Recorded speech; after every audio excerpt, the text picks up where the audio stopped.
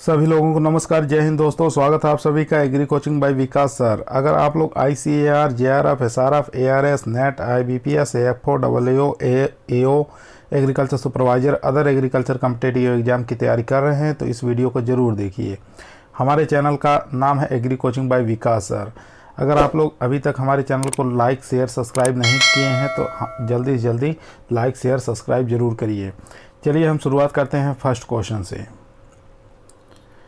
पहला क्वेश्चन हमारा कह रहा है निम्नलिखित में से किस प्रदेश में सिंचित क्षेत्र अधिकतम है। ठीक है, अधिकतम बताना है किस प्रदेश का सबसे ज़्यादा सिंचित क्षेत्र है। ठीक है, पहला ऑप्शन है राजस्थान, दूसरा है हरियाणा, तीसरा पंजाब, चौथा है उत्तर प्रदेश। चारों में से बताइए किस राज्य का सिंचित क्षेत्र सबसे अधिक है।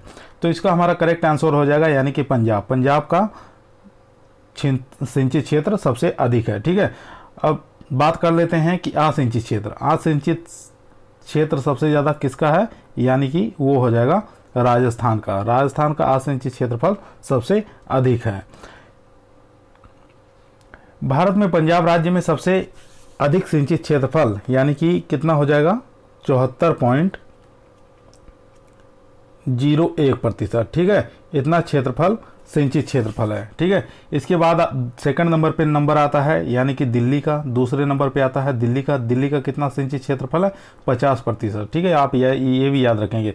उसके बाद आता है हरियाणा। ठीक है, उस थर्ड पे आता है हरियाणा। हरियाणा का सिंचित क्षेत्रफल कितना है 47% है। ठीक है, ये भी आप याद रखेंगे। और राजस्थान की बात कर लेते हैं यानी कि सबसे कम असिंचित क्षेत्रफल कितना है, यानी कि 17% ही सिंचित क्षेत्रफल है। ठीक है, उसके बाद बात कर लेते हैं कि भारत के कुल क्षेत्रफल का यानी कि 10.41% भाग ही राजस्थान सिंचित करता है। ठीक है, कितना 10.41%। ठीक है, इतना ही पूरे भारत के अंदर राजस्थान जो है सिंचित कर पाता है।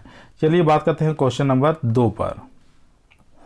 चलिए इसमें एक चीज़ और देख लेते हैं कि सिंचाई कहते किसे हैं। ठीक है, सिंचाई कहते किसे हैं यानी कि सिंचाई का क्या अर्थ होता है, यानी कि फसलों को वाष्पोत्सर्जन की मांग को पूरा करने के लिए कृत्रिम रूप से पौधों की आवश्यकता अनुसार पानी उपलब्ध करवाना ही क्या कहलाता है, सिंचाई कहलाता है। ठीक है, सिंचाई के स्रोत कई प्रकार के स्रोत होते हैं। जैसे मान लीजिए जहाँ पर जल एकत्रित होता है वहाँ वो भी एक सिंचाई का स्रोत माना गया है। ठीक है, जैसे नहरें हैं, तालाब है, कुएं हैं और नलकूप है। ठीक है, इन जगहों पे क्या होता है, जल एकत्रित होता है, ये सिंचाई का प्रमुख स्रोत माना गया है। उसके बाद सिंचाई के कुछ साधन भी होते हैं जिनकी सहायता से हम सिंचाई करते हैं। ठीक है, उसमें सिंचाई के साधन में आ सकते हैं जैसे रहट है, ढेकली है, चरस है, पवन चक्की है, पंप सेट है, जनरेटर, विद्युत द्वारा या सौर ऊर्जा द्वारा सिंचाई करना। ठीक है, ये सब आ जाते हैं सिंचाई के साधन। एक चीज़ इसमें कभी कभी एग्जाम में पूछा जाता है कि सिंचाई का सबसे प्राचीन साधन कौन सा है। ठीक है, सिंचाई का सबसे प्राचीन साधन कौन सा है, तो आपको बताना है कि रहट जो होता है सिंचाई का सबसे प्राचीन साधन होता है। ठीक है, ये क्या करता है 10 से 20 मीटर की गहराई से। ठीक है, कितनी 10 से 20 मीटर की गहराई से जल को बाहर निकालता है। ठीक है, ये आप याद रखेंगे। चलिए क्वेश्चन नंबर चलते हैं 2 पर। चलिए क्वेश्चन नंबर 2 पर। क्वेश्चन नंबर 2 हमारा कह रहा है परजीवियों का म्यूजियम कहलाती है। ठीक है, आपको बताना है कि परजीवियों का म्यूजियम कहलाती है कौन सा पशु कहलाता है, गाय है, भैंस है, बकरी है, भेड़ है। चारों में से बताइए कौन सा परजीवियों का म्यूजियम कहलाता है। ठीक है, चलिए शुरुआत करते हैं पहले ऑप्शन से, गाय को यूरोप देश में, ठीक है, यूरोपीय देश में क्या कहा जाता है, यूरोपीय देश में इसको जेबू गाय कहते हैं। ठीक है, जेबू गाय कहा जाता है, ये आप याद रखेंगे, जेबू गाय कहा जाता है यूरोपीय देशों में। ठीक है, और अमेरिका में क्या कहते हैं, अमेरिका में टी कप। ठीक है, टी कप कहा जाता है, टी कप काऊ के नाम से जाना जाता है, ये भी याद रखेंगे। चलिए उसके बाद भैंस की बात कर लेते हैं। भैंस का उपनाम क्या है, ब्लैक डायमंड। ठीक है, ब्लैक डायमंड, ब्लैक डायमंड के नाम से इसको जाना जाता है। बकरी का कई वनस्पति का नाम है, कई उपनाम है, जैसे वनस्पति का शत्रु। ठीक है, वनस्पति का शत्रु कहा जाता है। और इसको क्या कहते हैं, रेगिस्तान का चलता फिरता फ्रिज भी कहा जाता है, और रनिंग डेयरी भी कहा जाता है। ठीक है, रनिंग डेयरी भी कहा जाता है। तो हाँ, यहाँ पे पूछा है परजीवियों का म्यूजियम किसे कहते हैं। ठीक है, परजीवियों का म्यूजियम किसे को कहते हैं, भेड़ को कहा जाता है, ये आप याद रखेंगे। ठीक है, परजीवियों का म्यूजियम कौन हो गया, भेड़ हो गया। ठीक है, भेड़ में एक क्रिया होती है डॉकिंग। ठीक है, भेड़ में एक क्रिया होती है डॉकिंग, बताइए किसे कहते हैं, डॉकिंग क्रिया किसमें होती है, भेड़ में होती है, क्या होता है, यानी कि भेड़ के पूंछ को काटना क्या कहलाता है, डॉकिंग क्रिया कहलाती है। ठीक है, जब परजीवी अधिक मात्रा में हो जाते हैं तो उसके पूंछ को काट दिया जाता है।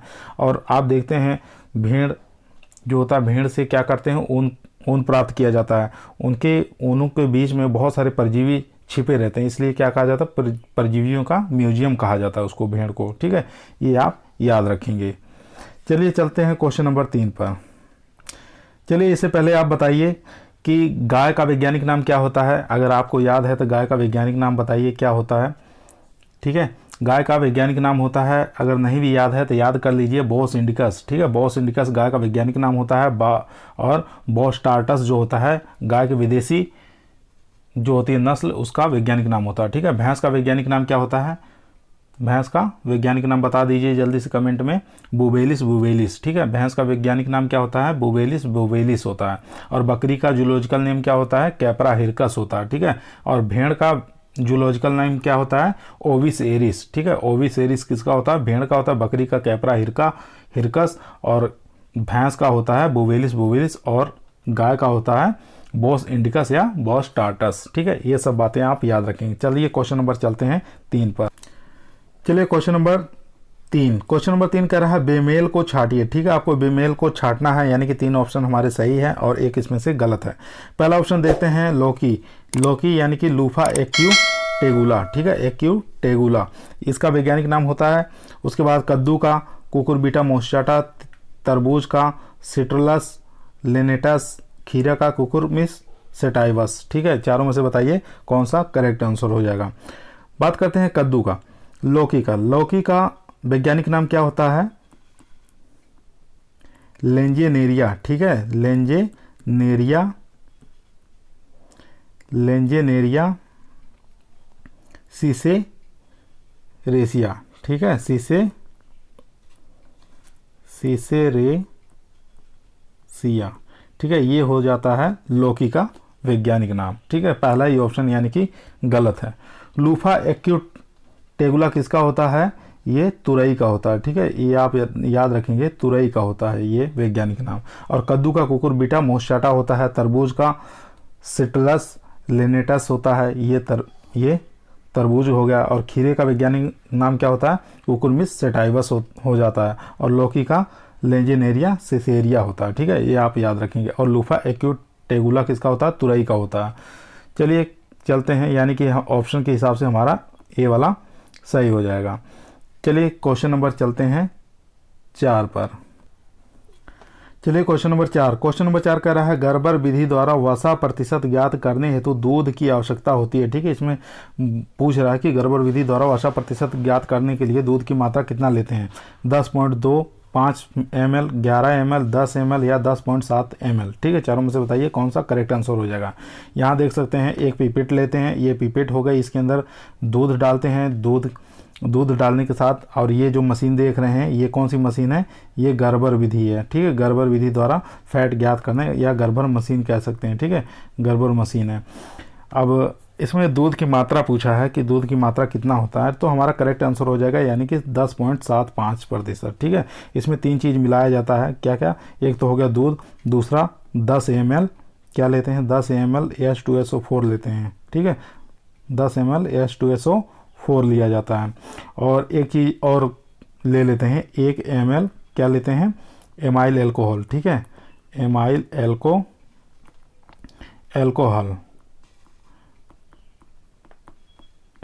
ठीक है, 1 ml amyl alcohol, 10 ml H2SO4 और 10.75% क्या लेते हैं, दूध लेते हैं। तीनों को एक पिपेट में बंद करके और गर्बर विधि में इसमें डालकर, और इस 5 मिनट तक हम क्या करते हैं, 5 मिनट तक हम चक्कर लगाते हैं। ठीक है, 1 मिनट में कितने चक्कर लगता है, यानी कि एक मिनट में 1100। ठीक है, 1100 RPM। ठीक है, RPM, 1 मिनट में 1100 चक्कर लगेंगे, यानी कि 5 मिनट आपको चलाना है। इससे क्या होगा, फैट हमें पता चल जाएगा कि दूध के अंदर कितने % मतलब फैट है। ठीक है। चलिए क्वेश्चन नंबर चलते हैं 5 पर। चलिए क्वेश्चन नंबर 5। क्वेश्चन नंबर 5 कह रहा है आम की स्पॉन्जी उत्तक से संवेदनशील किस्म कौन सी है। ठीक है, आपको बताना है कि आम की ऐसी कौन सी किस्म है जिसके अंदर स्पॉन्जी उत्तक सबसे ज़्यादा लगते हैं। ठीक है, स्पॉन्जी उत्तक इस प्रकार के हो जाते हैं, ये बीच बीच में सड़न उत्पन्न करता था, बाद में ये क्या करता है, बहुत ऊपर से आम सही दिखेगा लेकिन अंदर से एकदम गल जाता है, ख़राब हो जाता है। ठीक है, स्पॉन्जी उत्तक से। अब बात करते हैं सबसे ज़्यादा प्रभावित क्या होती है, फजली, अल्फांसो, क्या गुलाब खास प्रभावित होती है या चौसा। चारों में से बताइए सबसे ज़्यादा प्रभावित स्पॉन्जी उत्तक से कौन सी किस्म होती है आम की।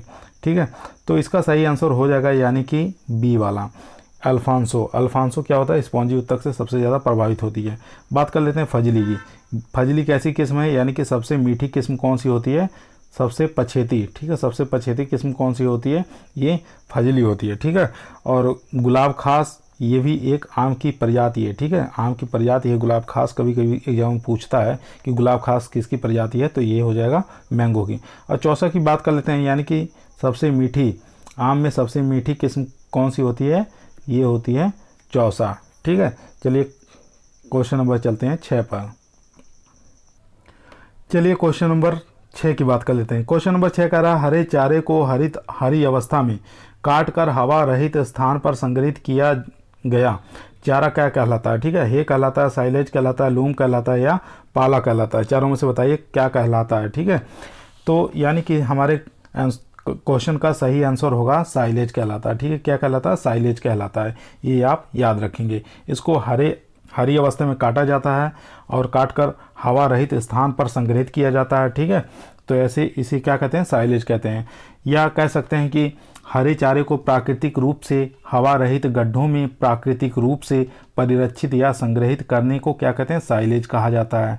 ठीक है, साइलेज बनाने के लिए साइलो की आवश्यकता पड़ती है। ठीक है, साइलेज बनाने के लिए किसकी आवश्यकता पड़ती है, साइलो की आवश्यकता पड़ती है। साइलो किसे कहते हैं, कभी कभी क्वेश्चन पूछता है कि साइलो किसे कहते हैं, यानी कि जिस हवा रहित स्थान पर साइलेज बनाया जाता है उसे क्या कहते हैं, साइलो कहा जाता है। ठीक है, यानी कि जो गड्ढा होता है उसको साइलो कहा जाता है।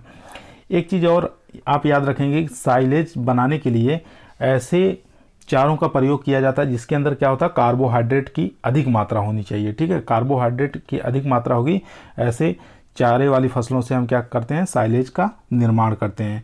यानी कि साइलेज में शुष्क पदार्थ की मात्रा कितनी होती है, 60% होती है। ठीक है, शुष्क पदार्थ की मात्रा कितनी होती है साइलेज बनाने के लिए, 60% होती है। और नमी पूछता है, नमी कितनी प्रतिशत होनी चाहिए, यानी कि 30 से 40% नमी होनी चाहिए। ठीक है, साइलेज बनाने के लिए। और साइलेज हमारा जो होता है 3 माह में बनकर तैयार हो जाता है, ये भी आप याद रखेंगे। ठीक है, और साइलेज बनाने के लिए कौन कौन सी फसलों का चुनाव कर सकते हैं, तो साइलेज बनाने के लिए यानी कि कौन कौन सी फसलों का चुनाव करेंगे, तो ये आपको याद होना चाहिए। ठीक है, जैसे सबसे अच्छा साइलेज किसका बनता है, सबसे अच्छा जो साइलेज है वो बनता है मक्का का। ठीक है, मक्का का सबसे अच्छा साइलेज बनता है। और उसके अलावा आप ज्वार का भी बना सकते हैं क्योंकि इनके अंदर कार्बोहाइड्रेट की मात्रा अधिक पाई जाती है। ठीक है, तो उसके बाद बात कर लेते हैं हे की। हे और लूम और पाला, ये तीनों जो फसलें हैं यानी कि इसको सुखाकर बनाई जाती है। ठीक है, और साइलेज को हरी अवस्था में क्या करते हैं, भूमि के अंदर नमी युक्त या हवा रहित स्थान पर दफना दिया जाता है। ठीक है, उससे साइलेज बनाया जाता है। और हे की बात करें तो हे बनाने के लिए सबसे अच्छा जो चारा होता है यानी कि बरसीम और रिजका। ठीक है, ये 2 चारों का प्रयोग सबसे ज़्यादा हे बनाने के रूप में किया जाता है। ठीक है, ये आप याद रखेंगे। और इसमें नमी की मात्रा कितनी होनी चाहिए, शुष्क पदार्थ की मात्रा कितनी होनी चाहिए, तो 80 से लेकर 85% तक। ठीक है, इसमें शुष्क पदार्थ की मात्रा होनी चाहिए हे बनाने के लिए। ठीक है, और बात करते हैं नमी की कितनी मात्रा होनी चाहिए, नमी 16% तक इसमें नमी होनी चाहिए हे बनाने के लिए।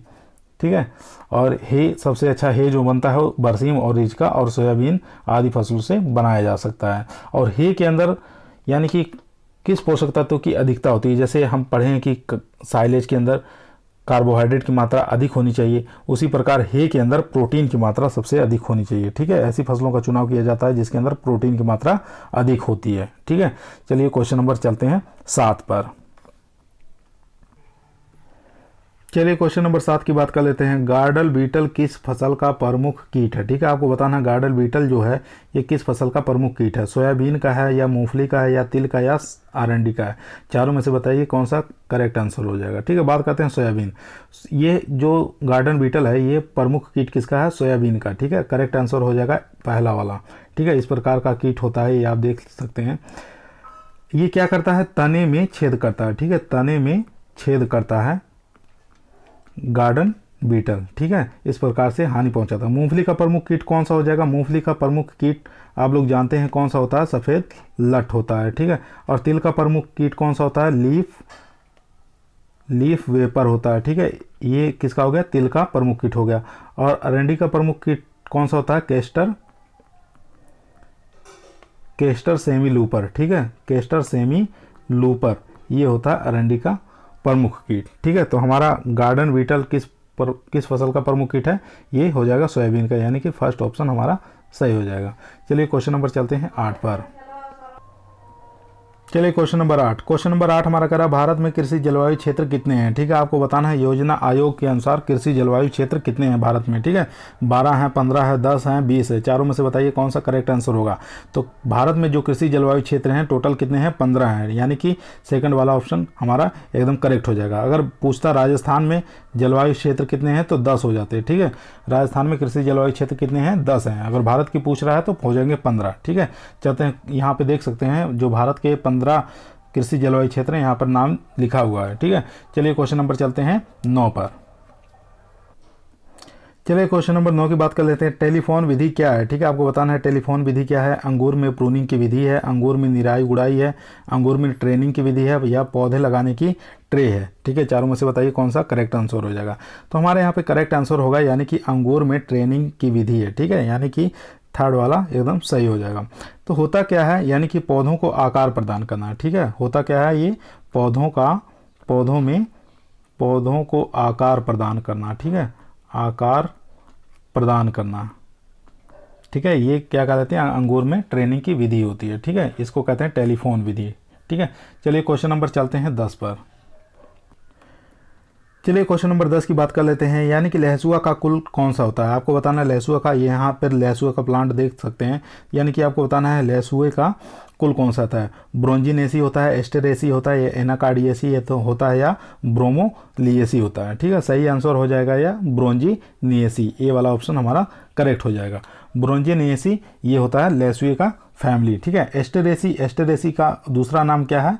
कंपोजिटी। ठीक है, एस्टेरेसी को क्या कहते हैं? कंपोजिटी भी कहा जाता है। इसमें कौन सा आता है? यानी कि गेंदा का फ्लावर जो होता है ये कंपोजिटी या एस्टेरेसी फैमिली में आता है। एनाकार्डियेसी में जानते हैं, एनाकार्डियेसी में आम और काजू आते हैं। ठीक है, ये दो फैमिली जो है ये एनाकार्डियेसी फैमिली में आ जाएंगे। और ब्रोमोलियेसी में जानते हैं पाइन एप्पल। ठीक है, पाइन एप्पल। ठीक है, पाइन एप्पल किस में कौन सी फैमिली से बिलोंग करता है? ब्रोमोलियेसी से बिलोंग करता है। ठीक है, इसका करेक्ट आंसर हो जाएगा यानी कि लहसुए की फैमिली हो जाएगी ब्रोंजिनियेसी।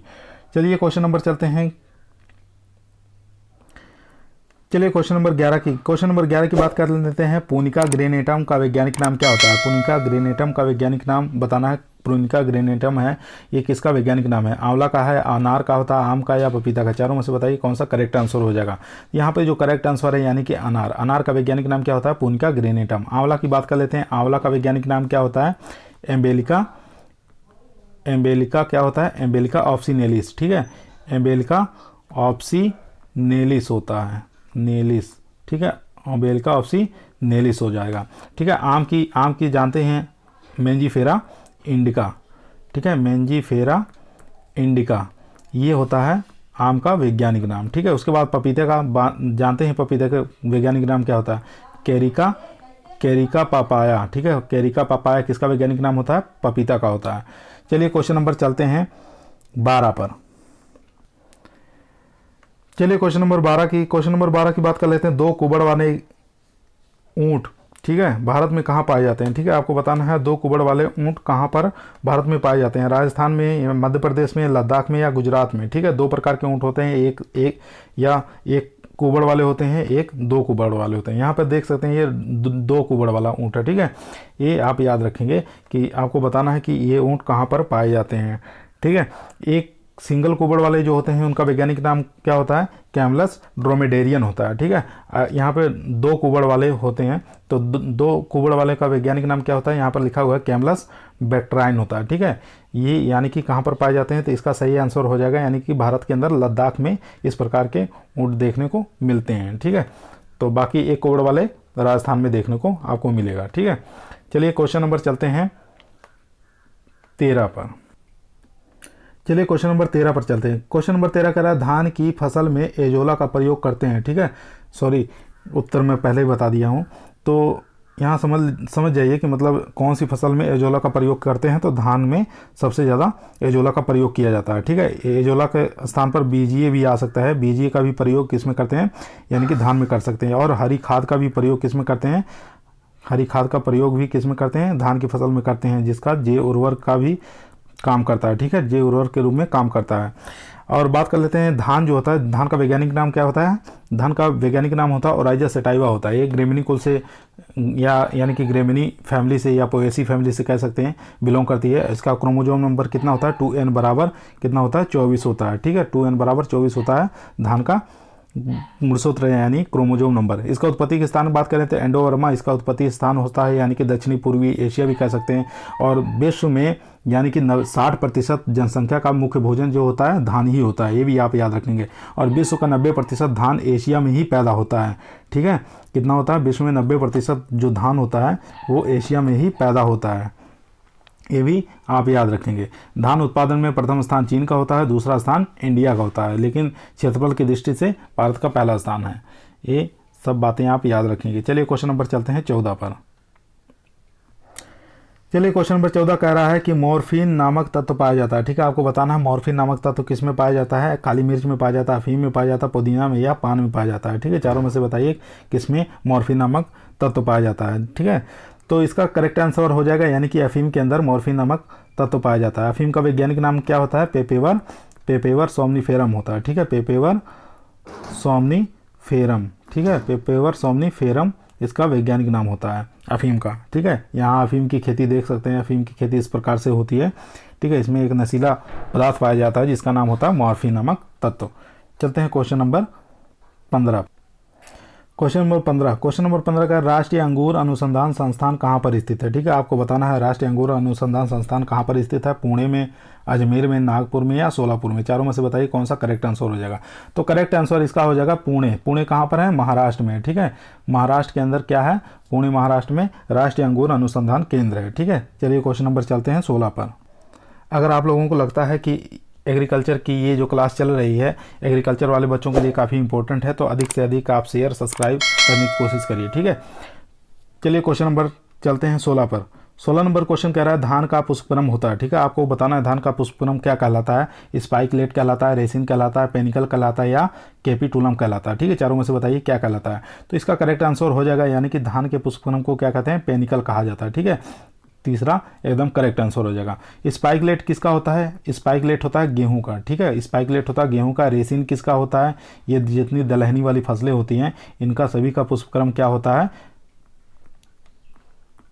क्या होता है? रेसिन होता है। ठीक है, उसके बाद पेनिकल के बारे में बता दिए, धान के पुष्पक्रम क्या कहलाता है? पेनिकल होता है।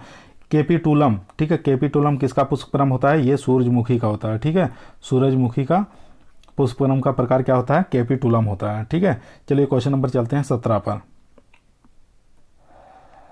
चलिए क्वेश्चन नंबर 17 कह रहा है आलू है। आपको बताना है आलू क्या है? रूपांतरित जड़ है, रूपांतरित फूल है, रूपांतरित तना है, रूपांतरित पत्ती है। ठीक है, बहुत ही आसान क्वेश्चन है।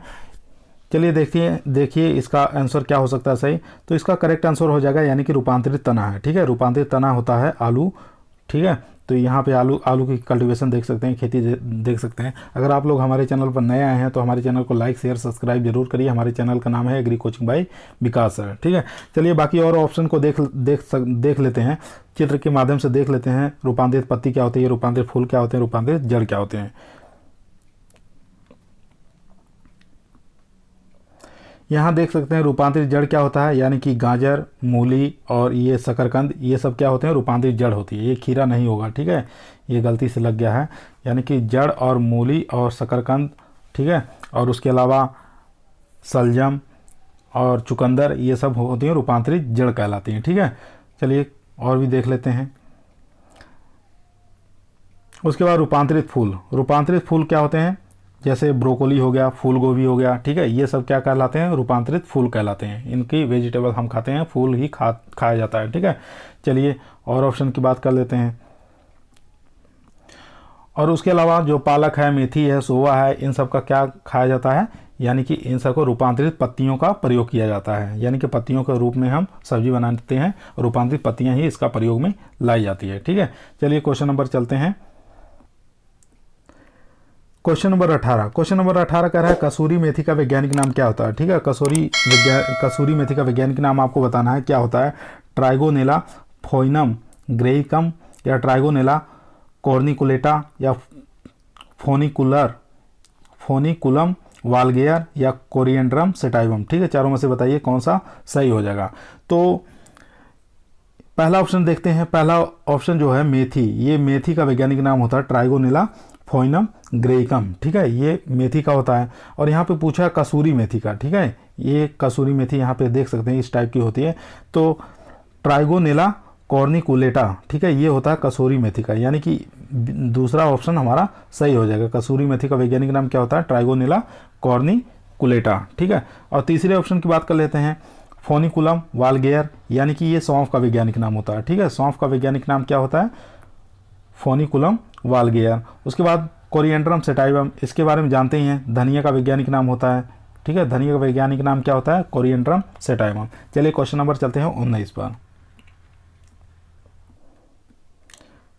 चलिए क्वेश्चन नंबर 19 नंबर की बात कर लेते हैं। अत्यधिक घुमावदार सींग, ठीक है, किस नस्ल की विशेषता है? ठीक है, आपको बताना है अत्यधिक घुमावदार सींग किस नस्ल की विशेषता है। यहाँ पर देख सकते हैं सींग घूमे हुए हैं, ठीक है, तो ये बताना है ये कौन सी नस्ल है, ठीक है, भैंस की। बताना है मुर्रा है, नीली रावी है, या सूरती, या महसाना, ठीक है, चारों में से बताइए कौन सा करेक्ट आंसर हो जाएगा।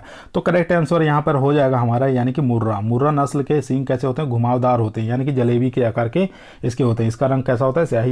स्याही या काले रंग की होती है। ये भैंस काफ़ी ज़्यादा दूध देने की क्षमता रखती है, ठीक है। उसके बाद बात करते हैं सूरती की। सूरती के सींग कैसे होते हैं? सूरती के सींग होते हैं दराती आकार के, ठीक है, दराती आकार के होते हैं, यानी कि हंसिया के आकार के किसके सींग पाए जाते हैं? सूरती के पाए जाते हैं, ठीक है, ये भी आप याद रखेंगे। ये दोनों भैंसों में यही सींगों में अंतर होता है, यानी सूरती के दराती आकार यानी कि हंसिया का आकार के सींग पाए जाते हैं, और मुर्रा के कैसे होते हैं? जलेबी के आकार घुमावदार सींग पाए जाते हैं, ठीक है। बाकी सबके जितनी भी प्रजातियाँ होती हैं भैंस की, सब में सींग सेम होते हैं। चलिए चलते हैं क्वेश्चन नंबर 20 पर। चलिए क्वेश्चन नंबर 20 कह रहा है कि अंगूर के प्रवर्धन हेतु उपयुक्त विधि, ठीक है, अंगूर के लिए कौन सी विधि प्रयोग में लाई जाती है? गूटी है, या कलिकायन है, कलम है, या इनार्चिंग है। चारों में से बताना है कि कौन सी विधि प्रयोग में लाई जाती है, ठीक है। गूटी दाब, सबसे पहले बात कर लेते हैं गूटी दाब किस में प्रयोग में लाते हैं? लीची में, ठीक है, गूटी किस में प्रयोग में लाई जाती है? लीची जो फल वाली क्रॉप है उसमें प्रयोग लेते हैं गूटी दाब में। कलिकायन की बात करते हैं, कलिकायन किस में प्रयोग लेते हैं? संतरा में, ठीक है। और कलम की बात करते हैं, कलम यानी कि कठोर जिसको हार्डवुड कटिंग कहा जाता है, कठोर काष्ठीय कलम कहा जाता है, ठीक है, इसका प्रयोग किस में लेते हैं? अंगूर में लेते हैं। तो ये ऑप्शन हमारा सही हो जाएगा, यानी कि कलम जो होता है, कलम के द्वारा ही हम अंगूर का प्रवर्धन करते हैं, वो भी कठोर काष्ठीय कलम यानी कि हार्डवुड कटिंग का ही प्रयोग में लाया जाता है। इनार्चिंग की बात कर लेते हैं। इनार्चिंग किस में प्रयोग में लाया जाता है? आम की सबसे अच्छी विधि मानी जाती है, ठीक है, इनार्चिंग यानी कि विनियर ग्राफ्टिंग जो भी विधि है ये आम में सबसे ज़्यादा प्रचलित है। उसके बाद बात करते हैं क्वेश्चन नंबर 21 की। चलिए क्वेश्चन नंबर 21 की बात कर लेते हैं। मुर्रा और सूरती के संयोग से कौन सी नस्ल विकसित हुई? ठीक है, आपको बताना है मुर्रा और सूरती के दोनों के बीच में क्रॉस करके कौन सी भैंस की नस्ल जो है विकसित की गई, ठीक है। पहला ऑप्शन है नीली रावी, दूसरी ये भदावरी, तीसरी जाफराबादी, चौथा है महसाना, ठीक है। चारों में से बताइए कौन सा करेक्ट आंसर हो जाएगा। करेक्ट आंसर जो हमारा होगा यानी कि महसाना, ठीक है। मुर्रा और सूरती के संयोग से कौन सी किस नस्ल निकाली गई? महसाना निकाली गई, ठीक है। आप एक ट्रिक से भी याद कर सकते हैं, यम यम यस, ठीक है, यम यम यस मतलब पहला है महसाना, ठीक है, महसाना क्रॉस मुर्रा, ठीक है, मुर्रा बराबर सूरती, ठीक है, ठीक है, महसाना मुर्रा और सूरती के बीच में क्रॉस करके कौन सी निकाली गई है? यानी कि महसाना निकाली गई, ठीक है, आप याद रखेंगे। ये यानी कि ये द्विसंकर किस्म है, ठीक है, द्विसंकर किस्म है और इसका दुग्ध काल क्या होता है? सबसे अधिक होता है, ठीक है। बाकी भैंसों का कितना होता है? 305 से लेके 310 दिन तक होता है, लेकिन महसाना का कितना होता है, 325 दिन तक होता है, यानी कि लंबे समय तक दूध ये देती है। ठीक है, चलते हैं क्वेश्चन नंबर 22 पर। चलिए बात कर लेते हैं क्वेश्चन नंबर 22 की। क्वेश्चन नंबर 22 कह रहा है वृंदावन गार्डन कहाँ स्थित है। ठीक है, आपको बताना है वृंदावन गार्डन कहाँ स्थित है, बेंगलोर में, मैसूर में, श्रीनगर में या लखनऊ में। ये आप देख सकते हैं वृंदावन गार्डन है, इस प्रकार का दिखाई देता है। ठीक है, एक चीज़ और इसके बारे में बता दे रहे हैं, औपचारिक, ठीक है, औपचारिक शैली का सबसे बड़ा गार्डन। ठीक है, औपचारिक शैली का सबसे बड़ा गार्डन है, सबसे बड़ा गार्डन है, ये आप याद रखेंगे। ठीक है, एग्जाम में पूछता है कि औपचारिक शैली का सबसे बड़ा गार्डन कौन सा है, तो वृंदावन गार्डन हो जाएगा। ठीक है, आपको बताना है कौन से जगह पर स्थित है, ये बेंगलोर में है, मैसूर में है, श्रीनगर में है या लखनऊ में है। तो इसका करेक्ट आंसर हो जाएगा यानी कि मैसूर के अंदर स्थित है। सेकंड वाला एकदम करेक्ट आंसर हो जाएगा। ठीक है, औपचारिक शैली का सबसे बड़ा गार्डन मैसूर में है, जिसका नाम है वृंदावन गार्डन। चलिए क्वेश्चन नंबर चलते हैं 23 पर। ऑप्शन के अंदर जो गार्डन बचे हैं उनको भी देख लेते हैं, यानी कि लाल बाग कहाँ पर स्थित है, बेंगलोर में। ठीक है, इस प्रकार का लाल बाग गार्डन आपको देखने को मिलता है, तो उसका नाम है लाल बाग। ये कहाँ पर स्थित है, बेंगलोर में स्थित है। ठीक है, एग्जाम में पूछा जाता है कि लाल बाग कहाँ पर स्थित है, बेंगलोर में स्थित है। ठीक है, उसके बाद बात कर लेते हैं शालीमार बाग। ठीक है, शालीमार बाग कहाँ पर है, ये यानी कि कश्मीर के अंदर स्थित है। ठीक है, शालीमार बाग कहाँ पर है, कश्मीर में है। इस प्रकार का शालीमार बाग देखने को मिलता है। ठीक है, चलिए उसके आगे देख लेते हैं, यानी कि बॉटनिकल गार्डन। ठीक है, बॉटनिकल गार्डन लखनऊ। ठीक है, बॉटनिकल गार्डन कहाँ पर है, लखनऊ पर है। ठीक है, ये भी याद रखेंगे, बॉटनिकल गार्डन पूछता है एग्जाम में कहाँ पर है, तो लखनऊ में है। ठीक है, उसके बाद बात करते हैं, चलिए क्वेश्चन नंबर 23 पर। चलिए क्वेश्चन नंबर 23 हमारा कह रहा है करेले में कड़वाहट का कारण बताना। ठीक है, आपको बताना है करेले में कड़वापन किसके कारण आता है, कुकुरबिटेसिन के कारण आता है, मार्मेलोसिन का कारण आता है, मोमोर्डिसिन के कारण आता है या सोरोटोनिन के कारण आता है। ठीक है, तो चारों में से बताना है कौन सा करेक्ट आंसर हो जाएगा। तो करेक्ट आंसर हमारा यहाँ है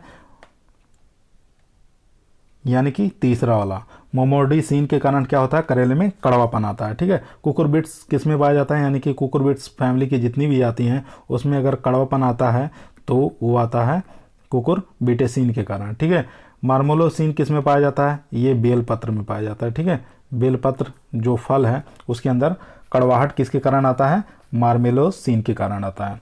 और बाकी ऑप्शन करेले में कड़वापन किसके कारण आता है, मोमोर्डिसिन के कारण आता है। ठीक है, उसके बाद बात कर लेते हैं सोरोटोनिन के कारण क्या होता है, तरबूज में। ठीक है, तरबूज में कड़वापन किसके कारण आता है, सोरोटोनिन के कारण आता है। चलिए क्वेश्चन नंबर चलते हैं 24 पर। चलिए क्वेश्चन नंबर 24 कर रहा है भेड़ की किस नस्ल को राजस्थान की मेरिनो कहा जाता है। ठीक है, मालपुरा है, चोकला है, अभिवस्त्र है या जैसलमेरी। चारों में से बताना है कौन सा करेक्ट आंसर हो जाएगा। तो इसका करेक्ट आंसर हो जाएगा यानी कि चोकला। चोकला को क्या कहते हैं, राजस्थान की मेरिनो, यानी कि भारत की मेरिनो भी कह सकते हैं, राजस्थान की मेरिनो। ठीक है, भारत की मेरिनो भी कौन है, चोकला है, लेकिन राजस्थान की मेरिनो भी चोकला ही कहलाती है। ठीक है, इसमें एक खासियत होती है कि मेमने जो होते हैं इनके, यानी कि बच्चे जो होते हैं उनमें मृत्यु दर काफ़ी होती है। ठीक है, मृत्यु दर अधिक मात्रा में होती है, ये आप याद रखेंगे। ठीक है, और इनमें इनकी जो नाक होती है ये कैसी होती है, रोमन नाक होती है। ठीक है, रोमन नाक होती है, ये आप याद रखेंगे। रोमन नाक किस में होते हैं, चोकला नस्ल जो होती है भेड़ की उसमें रोमन नाक पाए जाते हैं। ठीक है, और इसका आकार जो होता है मध्यम होता है, वर्गाकार होता है, भूरा कलर इसका कलर देखने को मिलता है। ठीक है, ये भूरे कलर की भेड़ की प्रजाति होती है। ठीक है, ये आप याद रखेंगे। चलिए क्वेश्चन नंबर 25 पर चलते हैं।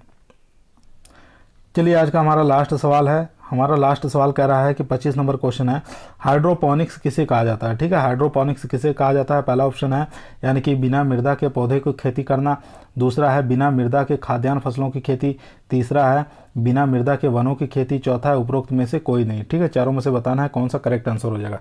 तो करेक्ट आंसर हमारा हो जाएगा बिना मृदा के पौधों की खेती क्या कहलाता है, हाइड्रोपोनिक्स कहलाती है। ठीक है, बिना मृदा के पौधों की खेती क्या कहलाती है, हाइड्रोपोनिक्स कहलाती है। यानी कि एक आप उसमें ग्लास ले लेंगे, ग्लास के अंदर क्या होता है कि उसके अंदर हम कुछ कंकड़ पत्थर और न्यूट्रेंट लिक्विड के रूप में डाल दिया जाता है, तो इस प्रकार की खेती क्या कहलाती है, हाइड्रोपोनिक्स कहलाती है। ठीक है, चलिए आज का टॉपिक हमारा यहीं समाप्त हुआ। अगर आपको अच्छा लगा हो तो हमारे चैनल को लाइक शेयर सब्सक्राइब जरूर करिए। हमारे चैनल का नाम है एग्री कोचिंग बाय विकास है। ठीक है, आज की क्लास के लिए सभी लोगों को धन्यवाद।